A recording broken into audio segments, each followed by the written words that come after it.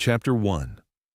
She's laughing on the phone while you're pacing the room, nodding along, letting the sound of her voice settle you down like it means something by itself. You hang up feeling lighter, almost chosen, like the day improved because she checked in. Nothing changed materially, but your mood did, and that's the first tell. You felt paid without receiving payment. You felt rewarded without a transaction. You don't notice it in the moment because it feels good. And anything that feels good tends to get trusted before it gets examined. You replay the conversation later, the tone, the familiarity, the way she knew when to laugh, the way she said your name, and somewhere in that replay, your mind quietly upgrades the interaction into something bigger than it was. You start attributing meaning to frequency. She calls a lot, so she must care. She texts every morning, so she must be invested. She remembers small details, so she must be serious. None of that required effort. None of it cost her anything. But because it fed something in you that hadn't been fed in a while, it felt expensive. That's the part most men never stop to interrogate. They don't ask why attention feels like value. They don't ask why words feel like effort. They just feel relief that someone is focused on them at all. And when you're operating from that place, you become very easy to satisfy.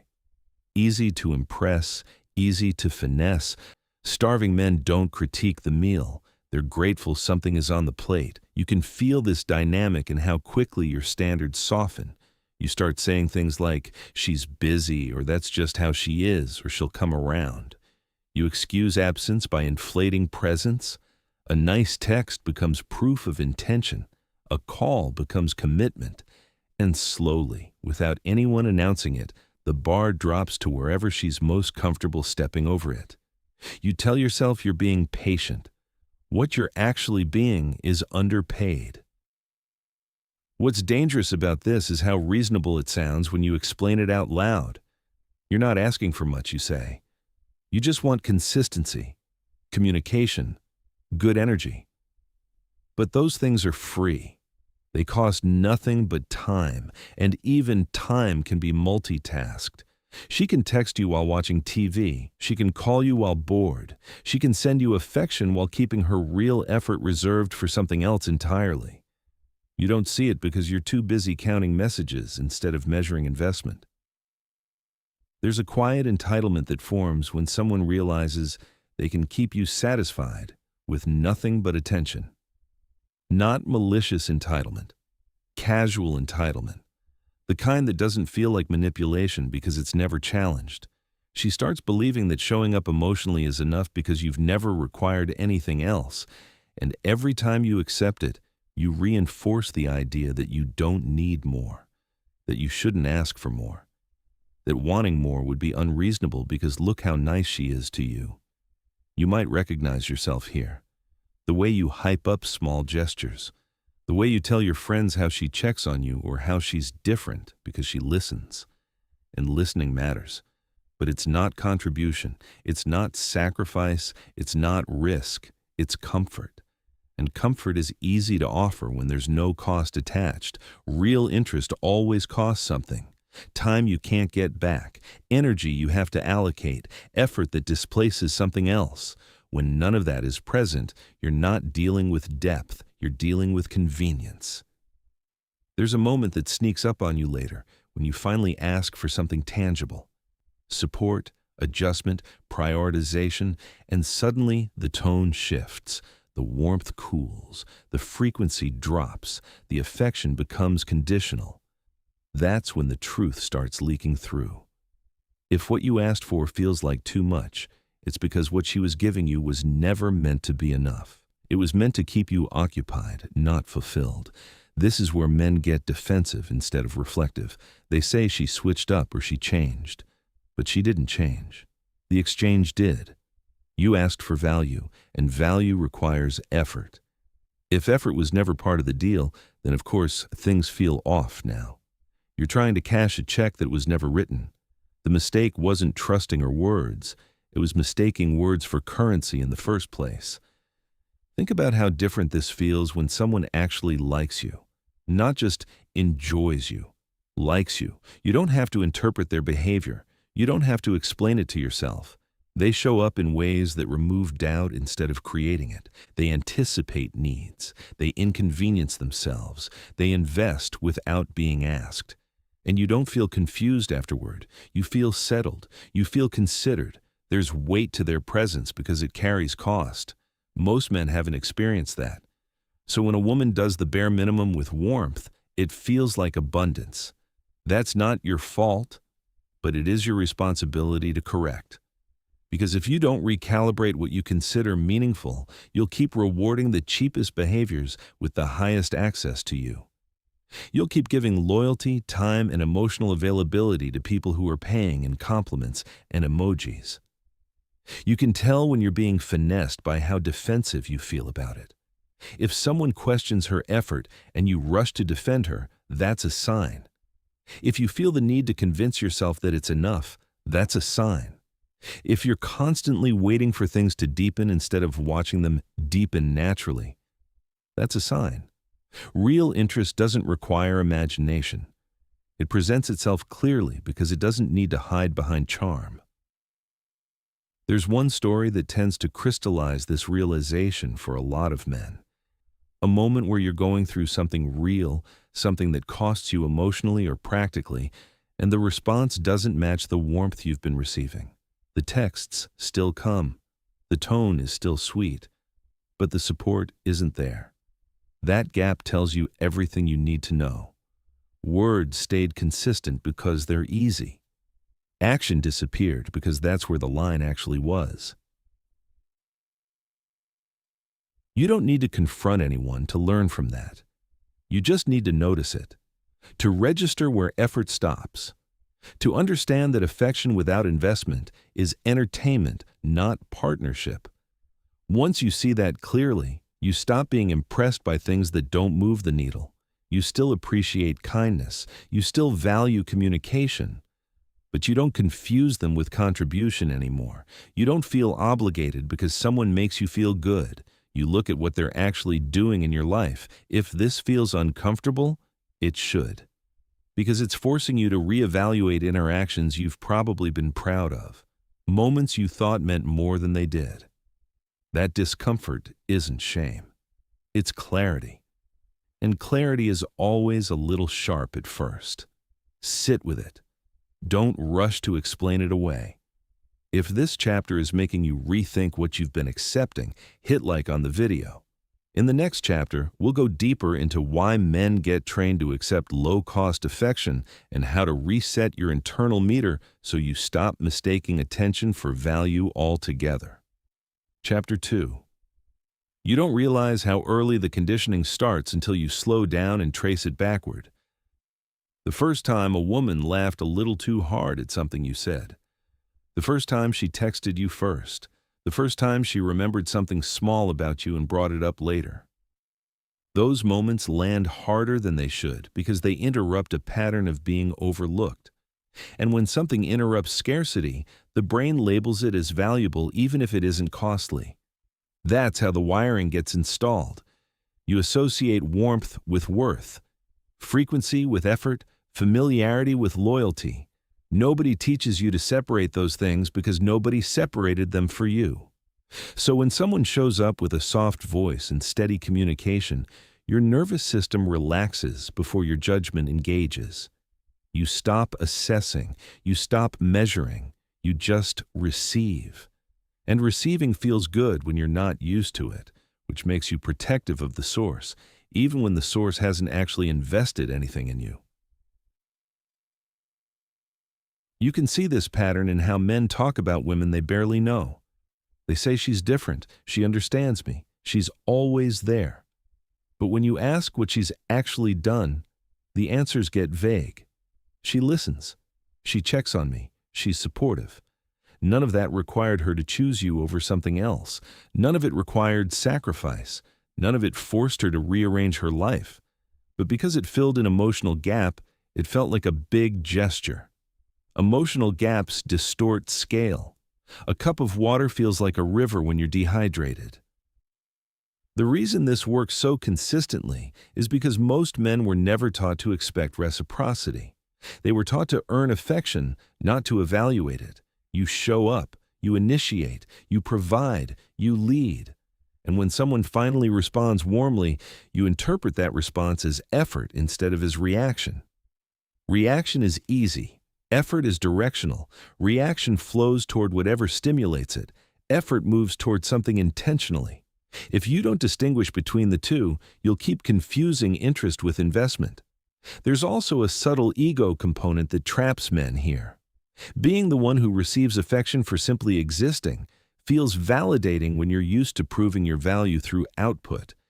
It feels like relief, like finally being appreciated without having to perform. That relief is real, but it's temporary. And if you build attachment around relief instead of contribution, you'll tolerate almost anything to keep that feeling alive. You'll tell yourself stories about patience and understanding while quietly accepting less than you'd ever advise someone else to accept. This is why men defend low-effort behavior so fiercely.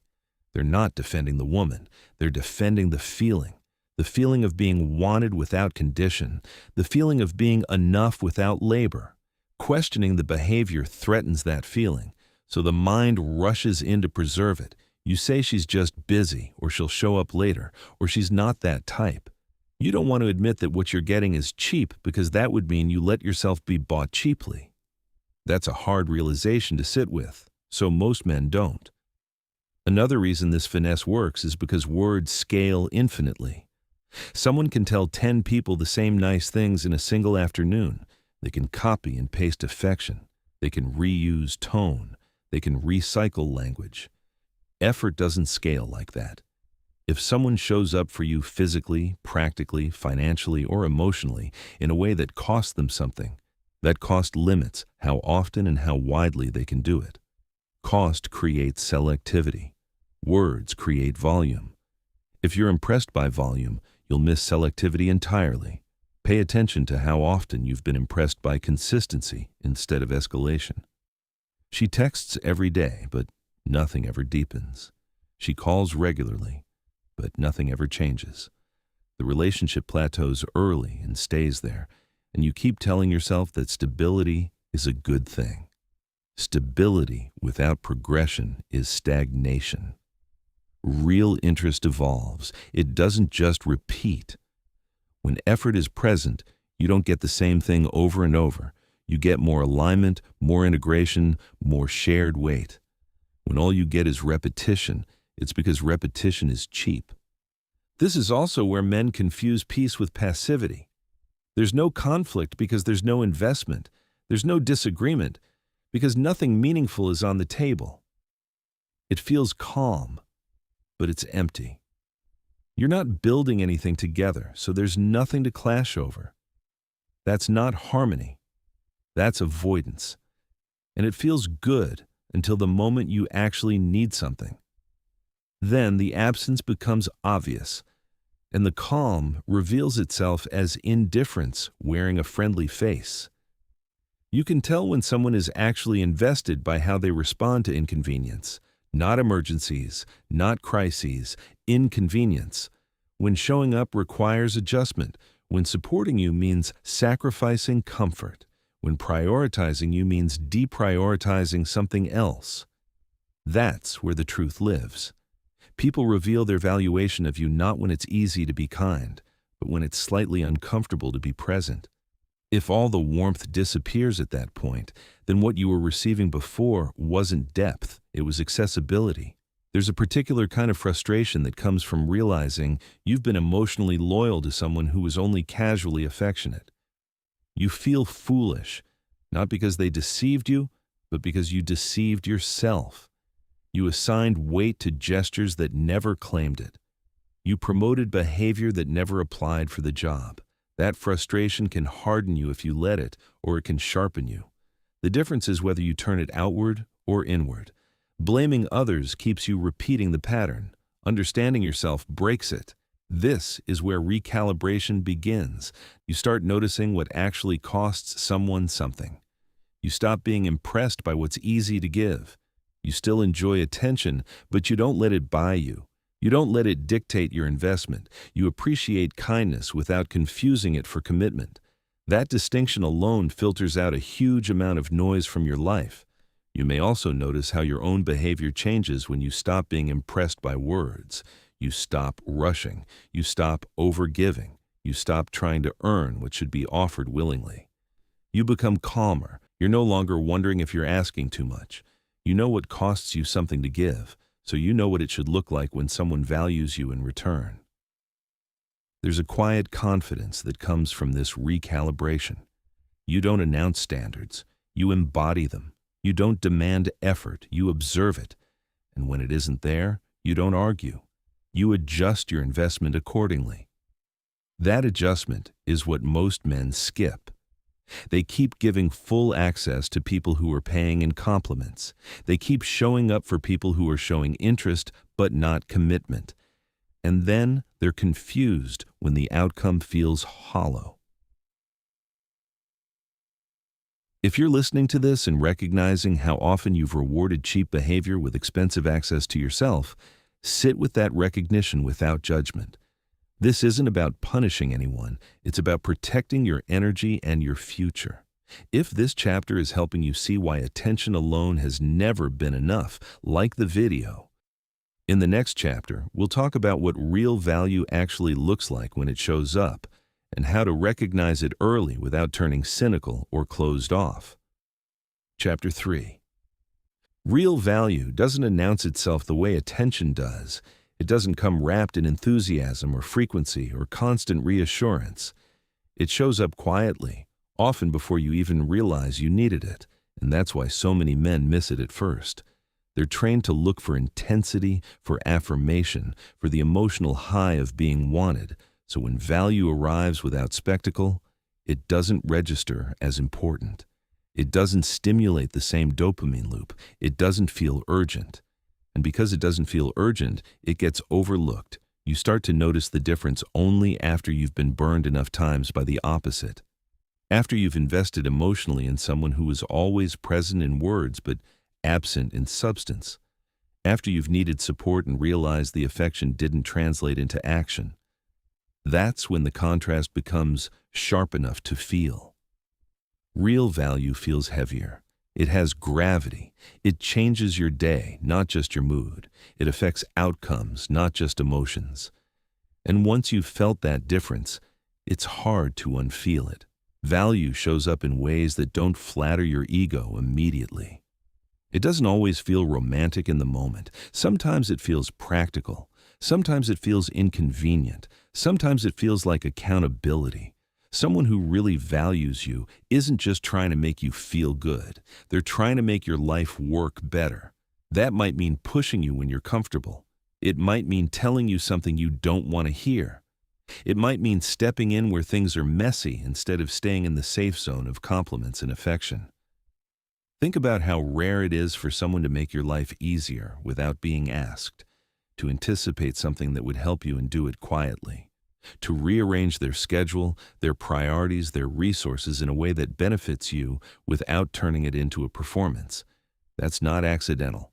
That's intentional. That's someone choosing you in a way that costs them something. And cost is the clearest signal of value there is because cost limits how often it can be paid. You can see this clearly when you look at your own behavior. Think about what it costs you to really show up for someone. Not to talk, not to text, not to be emotionally available in a comfortable way, but to actually contribute, to spend money, to give time you can't recover, to absorb stress, to put your reputation, your energy, or your comfort on the line. You don't do that for everyone. You do it selectively. You do it when you care. That same rule applies to everyone else, whether you want it to or not. The problem is that value often looks boring next to attention. Attention sparkles. It's fun. It's stimulating. It makes you feel alive in the moment. Value feels steady. It doesn't spike your emotions. It stabilizes them. And stability doesn't feel impressive to someone who's used to emotional swings. It feels flat. It feels normal. That's why men who grew up in emotional scarcity often chase intensity instead of security. They're not addicted to drama. They're unfamiliar with calm that actually holds weight. There's a subtle test you can run internally when you're trying to evaluate whether someone's presence in your life has value. Ask yourself, what would change if they disappeared tomorrow? Would your life become harder? Would something break? Would you lose momentum? Or would you just feel lonely for a while? Loneliness hurts, but it passes. Losing support that actually mattered leaves a structural gap. That gap tells you what was real and what was just comforting noise. Real value also has a way of slowing you down instead of speeding you up. It doesn't rush you into attachment. It doesn't push urgency. It doesn't need constant contact to feel secure. It's patient because it's confident. Someone who values you isn't afraid you'll disappear if they don't text all day. They're not trying to keep you engaged through frequency. They're building something durable enough that it doesn't require constant maintenance. That patience often gets misread as lack of interest by men who are used to intensity as proof. To charm you because she's actually to charm you because she's actually invested. They label her boring or too calm or not exciting enough while chasing the one who makes them feel alive but never actually moves their life forward. Later, when the excitement fades and nothing was built, they wonder why things feel empty. The answer was there the whole time, just not dressed the way they expected. Real value doesn't make you question where you stand. It doesn't leave you guessing. It doesn't rely on interpretation. It's clear because it's demonstrated. You don't have to analyze texts or replay conversations. You don't have to ask your friends what they think. The behavior speaks plainly. And plain signals often get ignored by people who are trained to look for hidden meaning instead of visible action. There's also an important distinction between effort and overcompensation. Real value doesn't try to buy your affection. It doesn't overwhelm you with gestures to cover up inconsistency elsewhere. It shows up proportionally. It's aligned. It makes sense. Overcompensation feels dramatic. It feels like a spike followed by absence. Value feels even. It doesn't disappear when the novelty wears off because it was never about novelty to begin with. You'll notice that when real value is present, you don't feel the need to talk about it constantly. You don't brag. You don't defend it. You don't convince yourself. You just live it. When something is actually solid, you don't need to prop it up with explanation. That's another tell. If you find yourself constantly justifying someone's behavior to yourself or others, that's usually because the value isn't self-evident. You're filling in gaps that shouldn't exist. This doesn't mean real value is perfect. It doesn't mean there aren't flaws or disagreements or moments of tension. But the foundation is stable. When problems come up, there's a sense that they can be worked through because both people are invested in the outcome. With attention-only dynamics, problems feel threatening because there's nothing underneath to hold things together. One inconvenience and the whole thing wobbles. That fragility is exhausting, even if the highs feel good in the moment. As you recalibrate your sense of value, you may notice that your circle shrinks. Fewer people have full access to you. Fewer interactions feel significant, but the ones that remain feel heavier in a good way.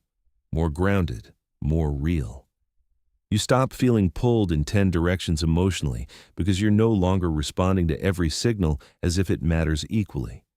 You start prioritizing what actually contributes to your life instead of what just fills space in it. This recalibration also changes how you show up. You stop performing for attention. You stop chasing validation. You become more selective with your energy because you understand its worth. That selectivity isn't arrogance, it's self-respect. And self-respect is what attracts real value back to you. People who are capable of investing recognize when someone won't be impressed by cheap gestures. They adjust accordingly or they move on. Either way, you win clarity. If this chapter is helping you see why real value feels quieter but lasts longer, pause and like the video.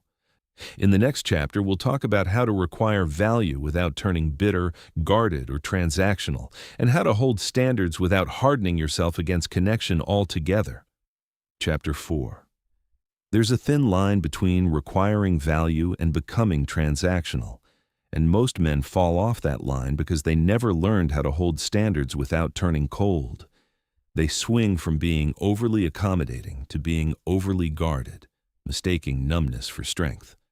But real discernment isn't bitterness, it isn't suspicion, it's calm expectation. It's knowing what matters to you so clearly that you don't need to interrogate every interaction for hidden motives. You simply observe what shows up and respond proportionally. The mistake a lot of men make after waking up to being finessed is they try to reverse the dynamic completely. They start withholding, they start testing, they start keeping score. They turn relationships into audits. Who did more? Who paid last? Who initiated? That mindset doesn't create value either. It just creates tension. You haven't raised your standards. You've replaced confusion with defensiveness, and defensiveness kills connection just as effectively as naivety does, just in a different way. Requiring value isn't about demanding proof up front.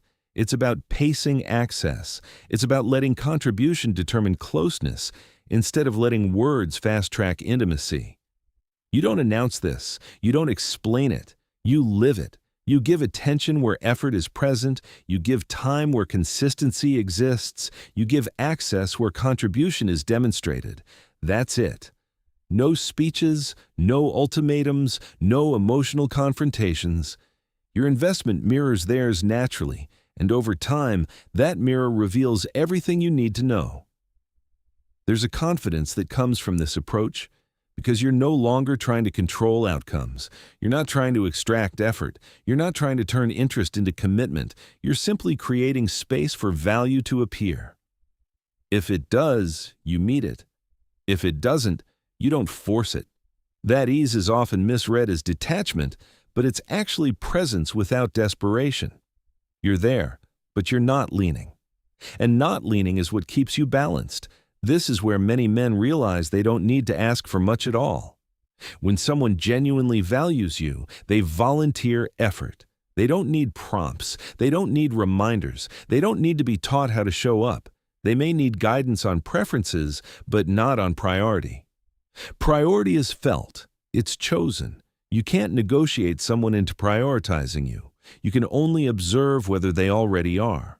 Holding standards without hardening yourself means staying open to being surprised while refusing to be impressed by the wrong things. You don't close off emotionally. You just stop letting emotion override evaluation. You enjoy attention, but you don't elevate it prematurely. You appreciate kindness, but you don't equate it with commitment. You stay warm without being loose. That balance is subtle, but once you feel it, you can't unlearn it. You'll notice that when you operate this way, conversations change. There's less posturing, less trying to sell yourself, less trying to be chosen. You're not auditioning, you're participating. That shift is felt immediately. People who are used to finessing attention may lose interest quickly because the return on investment isn't what they expected. People who are capable of contributing tend to lean in because they recognize someone who won't waste what they bring. This also changes how you respond to disappointment. When effort doesn't show up, you don't spiral. You don't personalize it. You don't start doubting your worth. You simply adjust your investment. That adjustment is quiet. You don't announce withdrawal. You don't punish. You just stop overgiving. And in that space, clarity appears. Either they step up or they fade. Both outcomes answer the question without drama. There's a kind of peace that comes with this way of moving that most men don't experience until later in life. You're no longer trying to decode mixed signals because you don't respond to them. You respond to behavior. You don't wonder if you're asking too much because you know what you're asking costs you something too. Reciprocity stops being a concept and becomes a lived experience. You feel when it's there and when it's not. This doesn't make you less romantic. It makes you more intentional. Romance built on value lasts. Romance built on words fades as soon as something harder than texting shows up. You're not killing magic by expecting effort. You're protecting yourself from illusion. And illusion is what drains men slowly without them realizing why they're tired all the time emotionally. As you internalize this, you'll notice your tolerance shrinking for dynamics that go nowhere. You won't argue about it. You won't make a big decision out of it. You'll just feel it earlier. The moment where you realize this isn't adding anything to my life, only filling space. And you'll step back without guilt because you're no longer mistaking attention for value. You're no longer hungry enough to eat whatever's offered. If this chapter resonates, sit with it for a moment. Requiring value doesn't mean becoming harsh. It means becoming clear. If this clarity feels new but steady, like the ground under your feet instead of a spike of emotion, like the video. In the final chapter, we'll bring everything together and talk about what changes long-term when you stop letting cheap attention buy expensive access to your life, and how that one decision quietly reshapes your future relationships without you having to announce anything at all. Chapter 5. What changes long-term isn't dramatic on the surface, but it's permanent underneath. When you stop letting cheap attention buy expensive access to your life, your relationships don't just improve, they reorganize. The noise drops. The confusion thins out. You're no longer surrounded by people who feel close but contribute nothing. You're surrounded by fewer people, but the connection has weight. It touches your real life, not just your emotions. And once you experience that difference, going back feels impossible. You stop chasing emotional stimulation and start valuing emotional reliability. That doesn't sound exciting when you first hear it, especially if you've been trained to equate excitement with desire. But reliability changes how you sleep at night. It changes how you focus during the day. It changes how much mental space you have for your own goals instead of managing uncertainty. When the people around you add stability instead of volatility, your nervous system calms down in a way you didn't realize it needed to.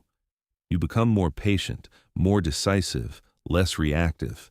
This is where the real payoff shows up. You stop wasting time on dynamics that never progress. You stop investing in potential that never materializes. You stop trying to turn interest into commitment through effort alone. Instead, you let contribution determine closeness.